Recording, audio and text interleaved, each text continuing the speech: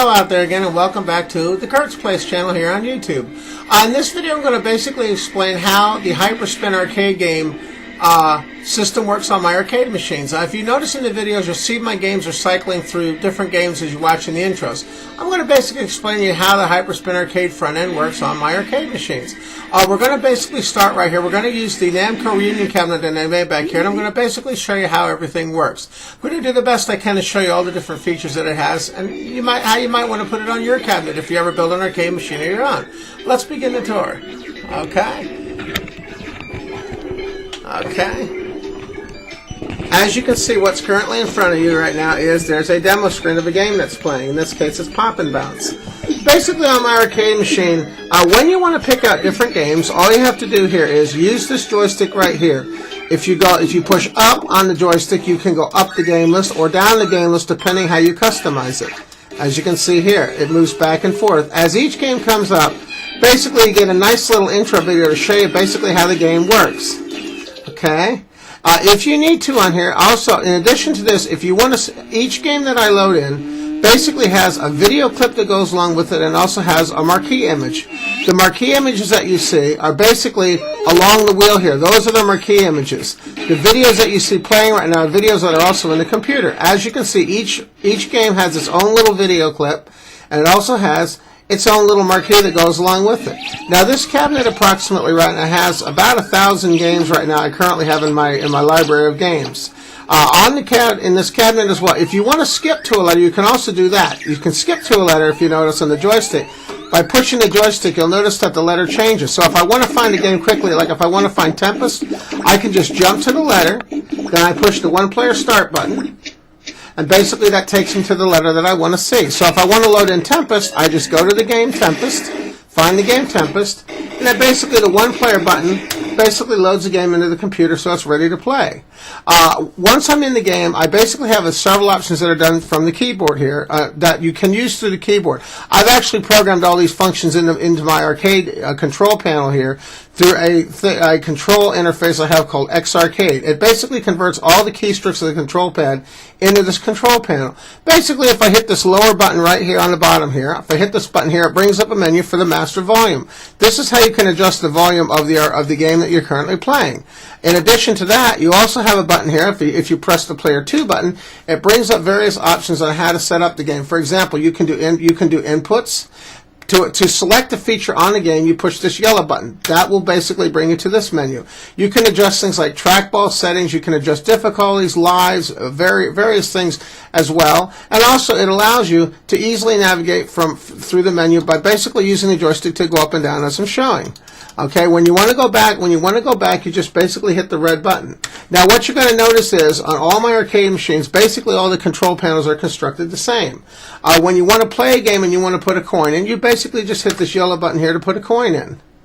And once you have a coin in, when you want to start it, you just push the one-player start button, and that starts the game. Now, as you can see on this one, I have a trackball unit that's hooked into the computer as well that allows me to control it. When you want to start the game, you can use the one-player button to start the game. And as you can see here, this game is currently running Tempest. Okay? If I want to get out of a game, for a chance if I'm playing and I don't want to continue playing the game, all I have to do is hit the red button, and that will take me out of the game. And then I can basically pick another game. Now, the one thing to keep in mind when you're running the Hyperspin Arcade machine is it does take a fair amount of work to power the arcade emulator itself. As you can see down here, the computers that I have down here, most of the computers that I have down here are running auxiliary video cards in order to handle all the graphic capabilities that Hyperspin has to offer. One thing I discovered when I ran Hyperspin is to get it to run as smooth as you're seeing right here did require a fairly good amount of memory for a computer, and it also required me to upgrade all my video cards. I had to run higher level video cards anywhere from the $150 to $200 range depending on the cabinet that I'm running in. Now, as you can see on this cabinet right here, this is basically running the games so that the screen is long this way and short this way. The reason I have it set up this way is if I want to run games like Pac-Man, as I'll show you right here, if you want to run a game like Pac-Man, which I have right here, if I load Pac-Man up, you're going to notice that Pac-Man basically has a screen mounted, so it's in true arcade fashion.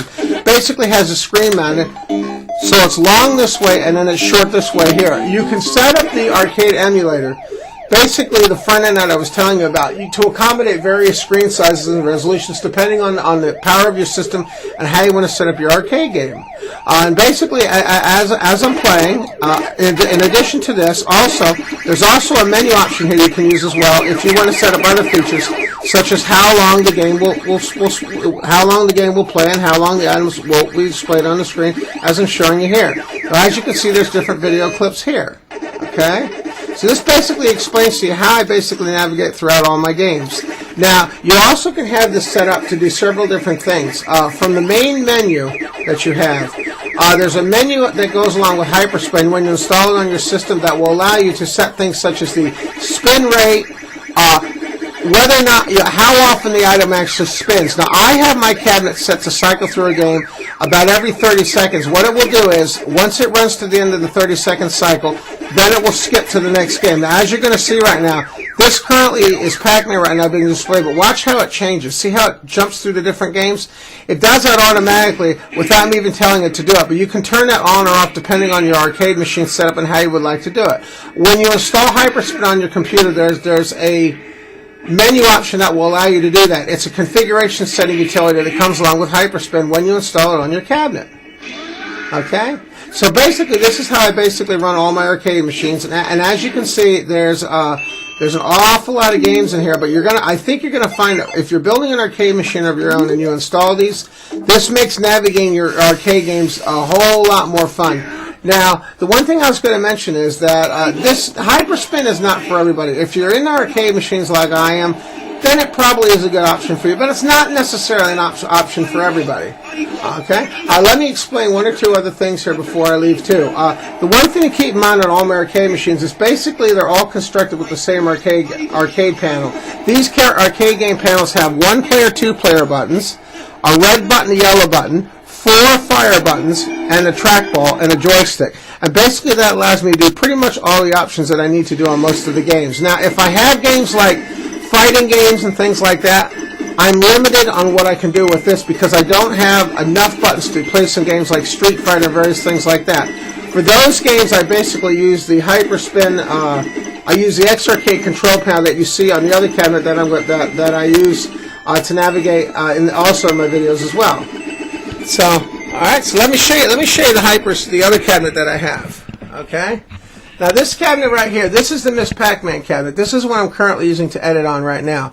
As you can see here, this has a control panel very similar to what you saw, but in addition, it has 6 fire buttons, a joystick, exit buttons, yellow and red buttons to start, a joystick, 1 and 2-player buttons, but it also has a 2-player side. So if you want to play games like Robotron that you require 2 joysticks, this X-Arcade game control panel works much better for games like that. Unless you want to custom build an application like I have, this is probably going to be your best bet for running games on Hyperspin. Okay? So basically, and then the way I have this set up also is that I have my keyboard underneath there to do this as well. The other machine has the keyboard on the side. Okay? So I wanted to mention that I hope that I hope this little intro has shown you all the fun things you can do with the Hyperspin arcade game cabinet. It's not for everybody, but I can tell you that I certainly had a lot of fun doing it. If you would like to learn how to set up Hyperspin on your computer and everything, there's many videos on YouTube that will explain to you how exactly to set up Hyperspin on your arcade machine. I can tell you that it took me a few months to get everything comfortable the way that I liked it, but basically you can see if you do everything right, you can end up with something like I have back here, which I gotta tell you, it's an awful lot of fun. I just wanted to say, I want to thank you again, by the way, for coming in and viewing all my channels, and also getting a chance to see what I had to offer today in my Hyperspin arcade cabinets. In some other videos, I'm going to show you my basement arcade as well. This is just my bedroom arcade, but I also have an arcade in my basement as well that I like to show you too. Thanks for watching.